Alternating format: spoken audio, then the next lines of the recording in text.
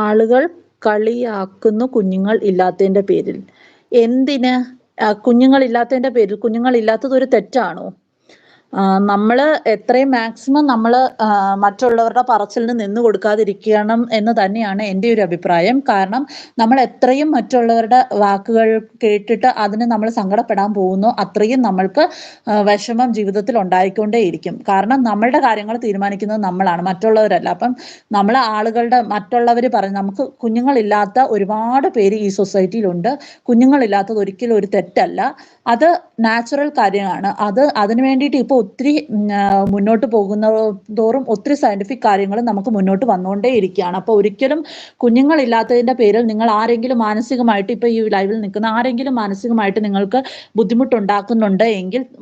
ഉണ്ടാവുന്നുണ്ടെങ്കിൽ അത് മറ്റുള്ളവരുടെ പറച്ചിൽ കൂടിയാണ് എങ്കിൽ തീർച്ചയായിട്ടും നിങ്ങൾ താഴെ ഇവിടെ കമന്റ് ചെയ്യുക. കാരണം നിങ്ങൾ അങ്ങനെ കമന്റ് ചെയ്യുമ്പോൾ ഇത് കാണുന്ന മറ്റുള്ളവർക്ക് ഒരു പ്രചോദനമാകും. മറ്റുള്ളവർക്ക് എന്താ പറയുന്നത്,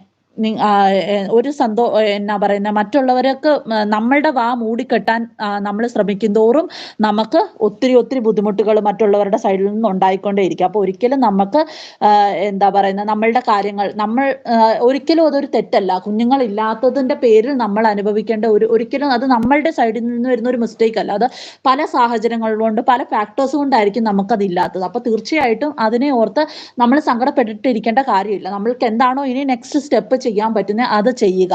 പിന്നെ മറ്റുള്ളവരുടെ കാര്യത്തിൽ നമ്മൾ പോയി വെറുതെ ഇടപെടുന്നില്ലല്ലോ. അപ്പൊ തീർച്ചയായിട്ടും നോ എന്ന് പറയേണ്ടടുത്ത് നിങ്ങൾ നോ എന്ന് പറയാൻ പഠിച്ചിരിക്കണം. അത് പഠിച്ചെങ്കിൽ മാത്രമേ ഇന്നത്തെ സൊസൈറ്റിയിൽ നമുക്ക് മുന്നോട്ട് ജീവിക്കാൻ